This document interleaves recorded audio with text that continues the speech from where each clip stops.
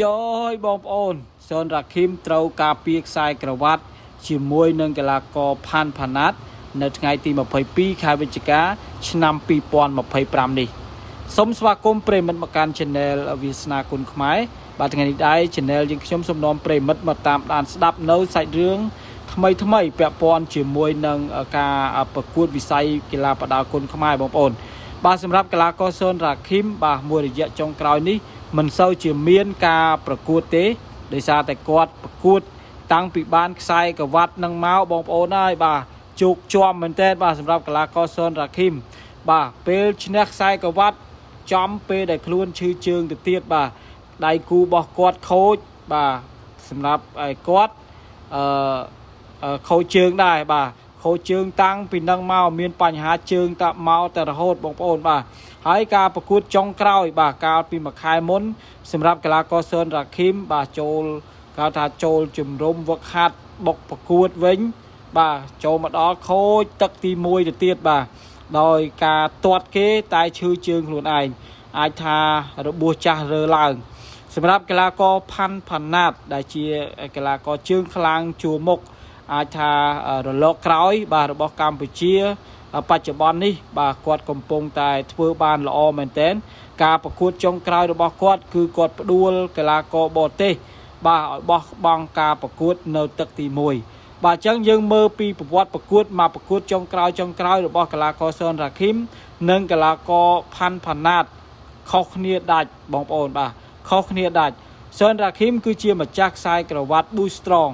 បាទគណៈដែលកីឡាករផាន់ផាណាតគឺជាអ្នកដែលមកដណ្ដើមកីឡាករសូនរ៉ាឃីមតែប្រវត្តិប្រកួតមួយស្លាប់មួយបោះបង់ការប្រកួតមួយឈ្នះដោយផ្ដួលដៃគូឲ្យបោះបង់ការប្រកួតបាទអញ្ចឹងថាការប្រកួតលើកនេះសូនរ៉ាឃីមអាចយ៉ាប់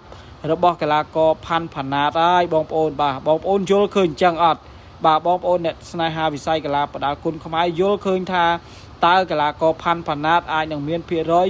ឈ្នះកីឡាករសូនរ៉ាឃីមបានឬក៏យ៉ាងណាខណៈដែលផាន់ផាណាតជាកីឡាករដែលគេហៅថាល្អទាត់បាទល្អទាត់ការប្រកួតចុងក្រោយរបស់គាត់គឺក៏ទាត់ឲ្យកីឡាករបរទេសខូចដៃបាទហើយគណៈដែលកីឡាករសូនរ៉ាឃីម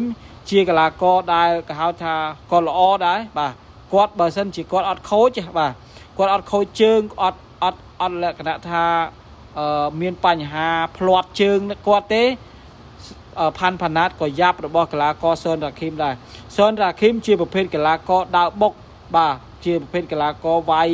ក៏ចង់ផ្ដួលដៃគូឲ្យគេហៅថាសន្លប់ដែរក៏មិនមែនជាកីឡាករដែលវាយយកឈ្នះបន្ទុកដែរសម្រាប់កីឡាករសូនរ៉ាឃីមបងប្អូនបាទតែដោយសារតែមួយរយៈចុងក្រោយគាត់មានបញ្ហាជើងបាទអញ្ចឹងការប្រកួតជាមួយនឹងកីឡាករបរទេសគឺគាត់ទាត់គេទេតាមពិតតែខូចជើងបាទអញ្ចឹងខូចទឹកមួយឥឡូវនេះបាទដល់ថ្ងៃដល់ពេលវេលាដែលខាងក្រុមហ៊ុន Boost Strong បាទរៀបចំដាក់ខ្សែក្រវ៉ាត់របស់កីឡាករសូនរ៉ាឃីមឲ្យកីឡាករផាន់ផាណាតដដើមបងប្អូនបាទនៅថ្ងៃទី22ខែវិច្ឆិកាឆ្នាំ2025វេលាម៉ោង5:30 នាទីល្ងាចតទៅនៅស្ថានីយទូរទស្សន៍ PNN បងប្អូនបាទហើយសម្រាប់ផាន់ផាណាតមុនការប៉ះជាមួយនឹងកីឡាករសូនរ៉ាឃីមគាត់ក៏បានបោះពាក្យសម្ដីខ្លះបាទទៅប្រាប់កីឡាករសូនរ៉ាឃីមឲ្យ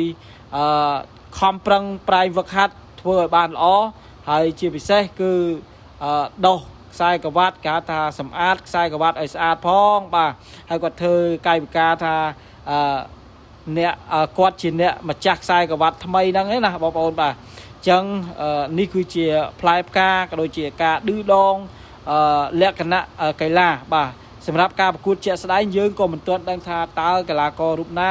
នឹងទទួលបានជ័យជំនះនោះដែរហើយការប្រកួតនេះបាទអ្នកឈ្នះនឹងទទួលបានខ្សែក្រវ៉ាត់មួយខ្សែរួមជាមួយនឹងប្រាក់រង្វាន់បាទ20លានរៀលដែលស្មើនឹង$5,000សហរដ្ឋអាមេរិក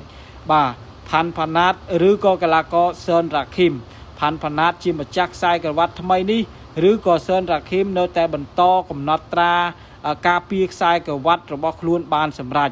គូនេះប្រសិនបើសូនរ៉ាឃីមមិនខូចមិនផ្លាត់ជើងទេបាទខ្ញុំជឿថាផាន់ផាណាតក៏មិនស៊ីសូនរ៉ាឃីមងាយដែរ បាទហើយសនរ៉ាឃីមក៏មិនងាយនឹងស៊ីផាន់ផាណាត់ងាយដែរបងប្អូនបាទនៅក្នុងការប្រកួតនោះបាទក៏មានការប្រកួតរបស់កីឡាករឡៅចន្ទ្រាច័ន្ទប៊ុនហឿនបាទសំអឿនសុផាធុនសវណ្ណស្កាយបាទប៉ះជាមួយនឹងកីឡាករបរទេសទាំងអស់តែម្ដងបងប្អូនបាទអញ្ចឹងការប្រកួតនេះបងប្អូនអ្នកទនេអាចទៅចូលរួមទស្សនាដោយសេរីបាទនៅស្ថានីយទូរទស្សន៍ PNN បាទអញ្ចឹងវីដេអូនេះសូមបញ្ចប់តែប៉ុណ្ណេះសូមអរគុណសូមជម្រាបលាបាទ